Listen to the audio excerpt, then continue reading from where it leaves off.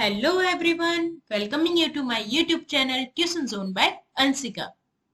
जैसा कि आपको पता है कि मैं क्लास 11th के लिए आपको डिलीटेड सिलेबस करवा चुकी हूँ। अब हम करेंगे chapter number 1 the portrait of lady के इंट्रोडक्शन से, और उसके साथ में यहाँ पे समरी भी करेंगे। चलिए स्टार्ट कर देते हैं। तो सबसे पहले तो हम क्या देखेंगे, इंट्रोडक्शन देखेंगे चैप्टर का। देखो, इंट्रोडक्शन से पहले आपको राइटर का नाम पता होना चाहिए, जो है खुशवंत सिंह। ठीक है, खुशवंत सिंह अपनी बहुत ही अच्छी बुक के लिए फेमस है, ट्रेन टू पाकिस्तान।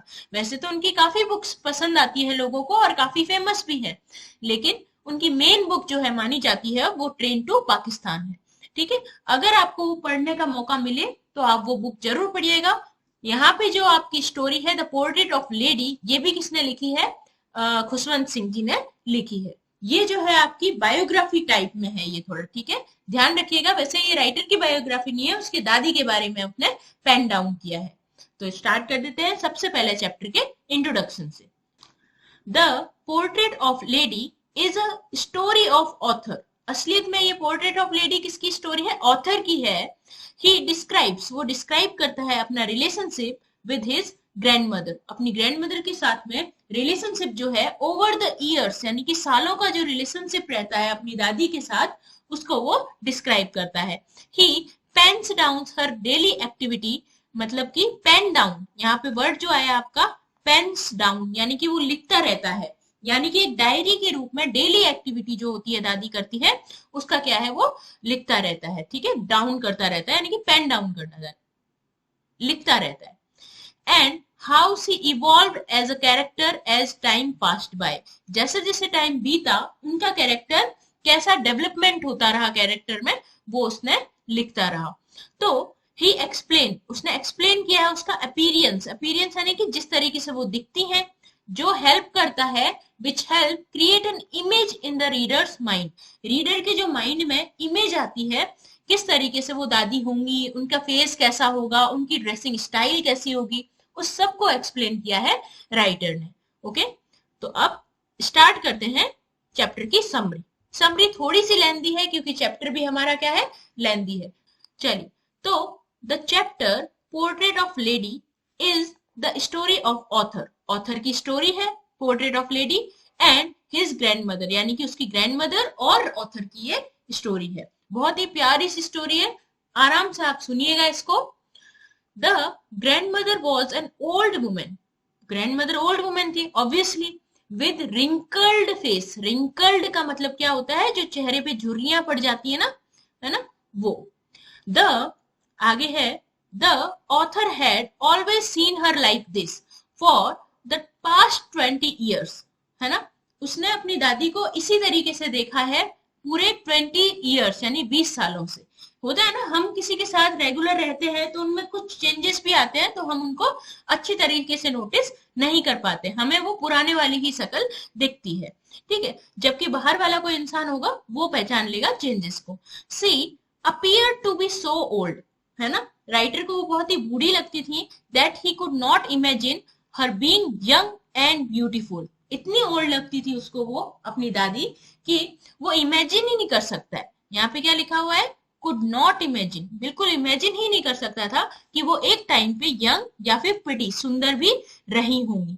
ठीक है, आगे है, समवन हु हैड हस्बैंड, ऐसी भी नहीं लगती थी कि उनके हस्बैंड हो। सी वॉज शॉर्ट, बहुत ही हाइट उनकी छोटी थी, थोड़ी सी वो फैट थी, एंड स्लाइटली बेंट, बेंट यानी कि झुकी हुई थी। ठीक है, थोड़ा सा बुढ़ापे में अपना शरीर थोड़ा नीचे की तरफ झुक जाता है ना, उस तरीके से।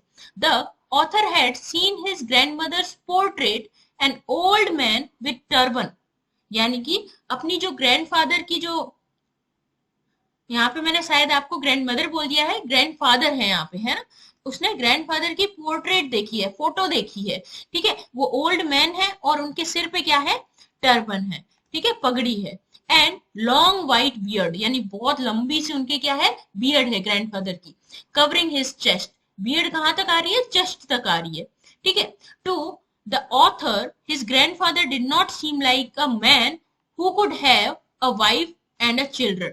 अब बच्चे ने अपने दादा की जो फोटो है वो कैसी देखिए, काफी लंबी लंबी दाढ़ी में देखिए, और काफी वो क्या लग रहे हैं, ओल्ड मैन से लग रहे हैं। तो उसने सोचा इनकी वाइफ और चिल्ड्रन नहीं होंगे, ऐसा लग रहा है कि someone who could have lot of grand children, वो एक तरीके से दादाजी जैसे लग रहे हैं, है ना, उसके दादा ही हैं तो बूढ़े लग रहे हैं थोड़े। ऐसा लग रहा है कि जैसे यंग को इंसान को देखते हैं हम क्या बोलते हैं कि उसके ना वाइफ या चिल्ड्रन होंगे, लेकिन कोई बूढ़ा इंसान होता है तो हम उसे देख के क्या बोलते हैं कि उसके क्या होंगे, ग्रैंड चिल्ड्रन होंगे। तो उसी तरीके से अपने दादाजी को वो इस तरीके से पोर्ट्रेट किया है कि वो क्या लगता है कि उनके बहुत सारे ग्रैंड चिल्ड्रन होंगे।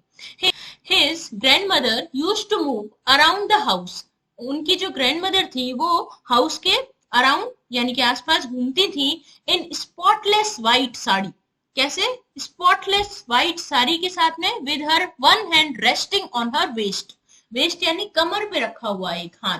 आपने देखा होगा बूढ़े लोग जो है वेस्ट यानी कमर के ऊपर हाथ रख के एक हाथ रेस्ट करा देते हैं, है कि नहीं। फिर and her other hand counting the beads of rosary, rosary यानी कि जो माला होती है ना हमारी बीड्स की, है ना, बीड्स यानी मोतियों की, या फिर हम बोल सकते हैं कि रुद्राक्ष की जो माला होती है उसको एक हाथ से काउंट करती रहती थी, और एक हाथ कहाँ पे रहता था उनका, कमर पे रहता था। ओके, ठीक है, आगे हम देखते हैं। इन इनिशियल डे, इनिशियल यानी शुरुआती दिनों में, the author and his grand mother had a good relationship, बहुत ही अच्छा रिलेशनशिप था शुरुआत में, यानी कि बच्चा जब छोटा था ऑथर तब।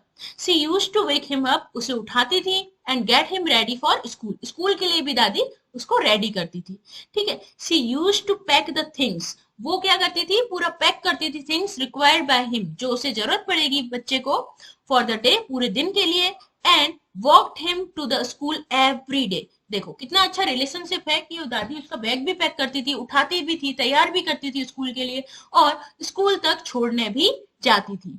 She used to visit the temple that was attached to the school, अब स्कूल में क्या, स्कूल के पास क्या था, अटैच था, क्या अटैच था, टेम्पल अटैच था, ठीक है ना, स्कूल के पास में। तो वो बच्चे को छोड़ के और फिर टेम्पल में पूजा करने चली जाती थी। सी हैड अ रूटीन, उनका ये रूटीन था, रीडिंग द स्क्रिप्चर, स्क्रिप्चर्स यानी कि जो हमारे वेद पुराण होते हैं उनका वो रीड करने का एक रूटीन होता था। The author along with other children set on the veranda singing alphabet and morning prayers, school के वेरेंडा में ऑथर बैठा हुआ क्या करता था, सिंग करता था, गाता था अल्फाबेट्स एंड मॉर्निंग की प्रेयर्स। छोटे बच्चे तो यही करते हैं ना, अल्फाबेट को रिसाइट करते हुए याद करते हैं। They both used to come back, ये दोनों के दोनों साथ में आते थे टुगेदर विद स्ट्रे डॉग्स, यानी कि दादी की पूजा भी खत्म हो जाती थी और बच्चे का स्कूल भी खत्म हो जाता था, तो दोनों जने घर आते थे तो साथ में स्ट्रे डॉग्स, स्ट्रे डॉग्स का मतलब क्या है, गली के कुत्ते जो होते हैं वो, रोमिंग अराउंड देम, उनके साथ में घूमते रहते थे वो कुत्ते भी, रोमिंग यानी कि साथ में उनके आगे पीछे घूमते रहते थे। As his grand mother would carry the stale chapati to feed them, stale chapati यानी कि बासी चपाती, हम बोलते हैं ना कि एक दिन पुरानी वाली चपाती जो होती है, फीड यानी कि खिलाने के लिए साथ में लेके चलती थी दादी। तो स्ट्रे डॉग्स यानी गली के कुत्तों को पता होता था कि यहाँ से हमें खाना मिलेगा।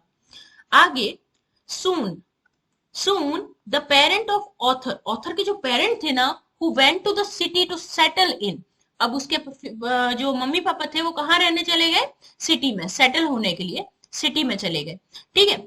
अब क्या हुआ, कॉल्ड देम यानी कि दोनों को बुला लिया साथ में, मम्मी पापा जब सिटी में सेटल हुए तो दादी और पोते को दोनों को साथ में वहीं पे बुला लिया।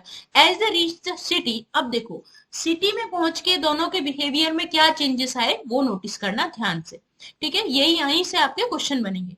As the reach city, city पहुंचे ना दोनों, मतलब पोता और दादी, तो his relationship with his grand mother took a turn, उसका जो रिलेशनशिप था अपनी दादी के साथ में वो टर्न लिया, टर्न यानी कि चेंज लिया, ठीक है। आगे क्या हुआ, दो दे शेयर्ड द रूम, वो रूम तो शेयर करते थे, देयर बॉन्ड ग्रू अपार्ट, लेकिन उनका जो बॉन्ड था यानी कि जुड़ाव था वो अपार्ट, अपार्ट यानी कि थोड़ा दूर हो चला था, ठीक है। आगे ही started going to English medium school, अब वो बच्चा कहाँ जाने लग गया, इंग्लिश मीडियम स्कूल में जाने लग गया था, ठीक है।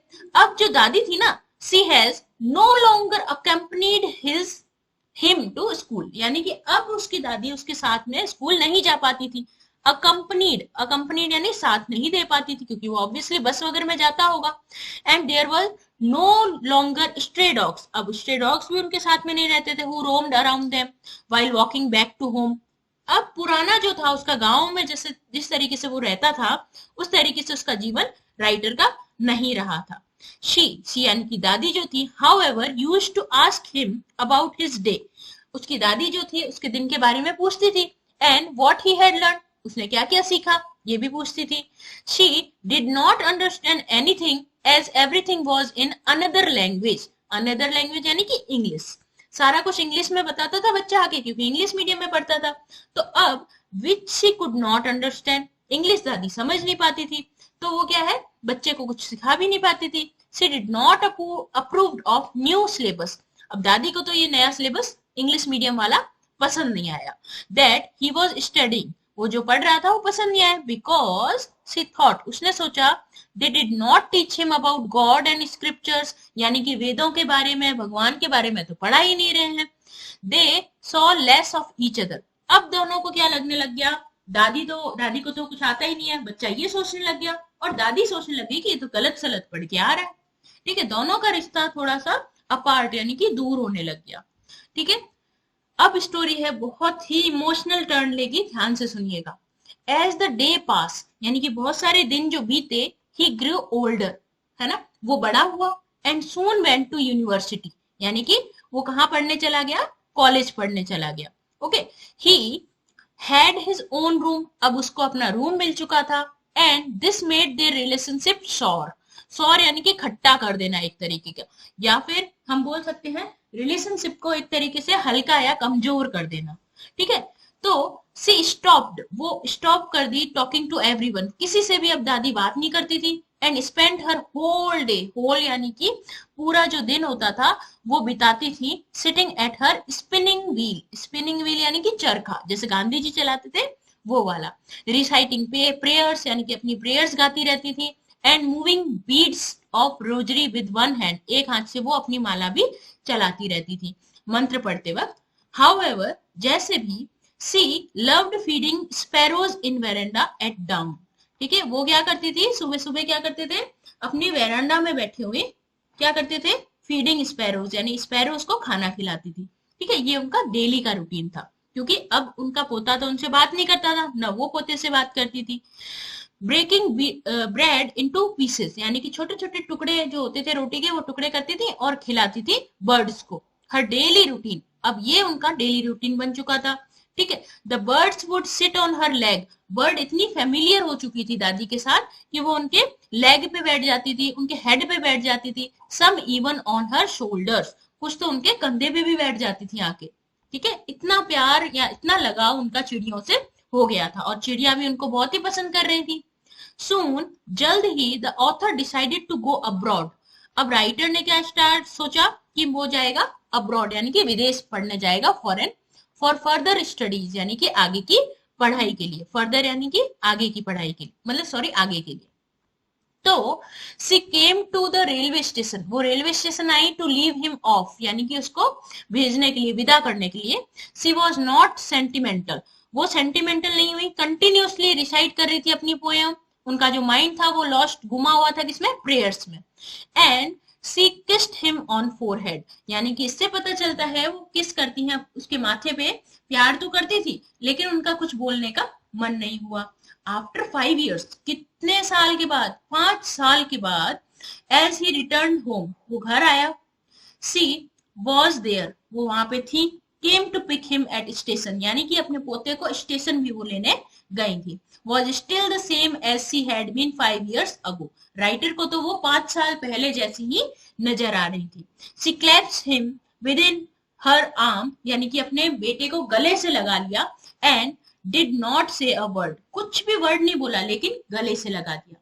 ठीक है, she still use to feed her sparrows, घर आके वो अपनी स्पैरोज को अभी भी फीड यानी कि खाना खिलाती थी, स्पैरोज यानी चिड़ियाओं को। ठीक है, आगे वन डे, ये बहुत ही दुख वाला पैराग्राफ है, ध्यान से सुनिएगा। एक दिन she did not recite her prayers, अपनी प्रेयर्स को वो रिसाइट नहीं कर रही थी, but instead collected the women of neighbourhood, neighbourhood के जो अपने पड़ोसी जो थे उनके जो वुमेन्स होती हैं वो सबको इकट्ठा किया, गॉट अ ड्रम, एक ड्रम लिया और स्टार्टेड सिंगिंग, जोर जोर से गाना उन्होंने शुरू कर दिया।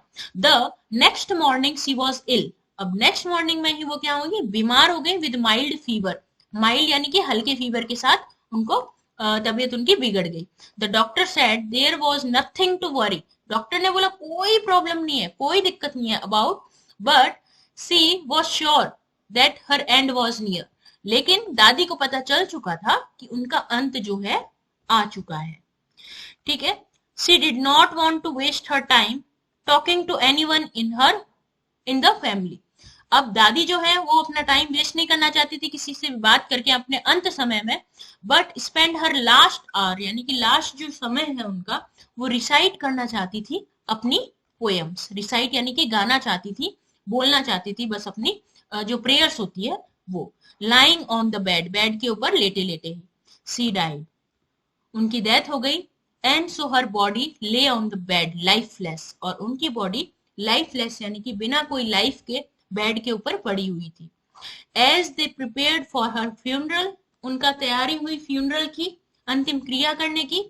दे saw all the sparrows sitting in the veranda, उन्होंने देखा सारी जो स्पैरो हैं वो वेरांडा में बैठी हुई हैं, अराउंड हर यानी उसके आसपास।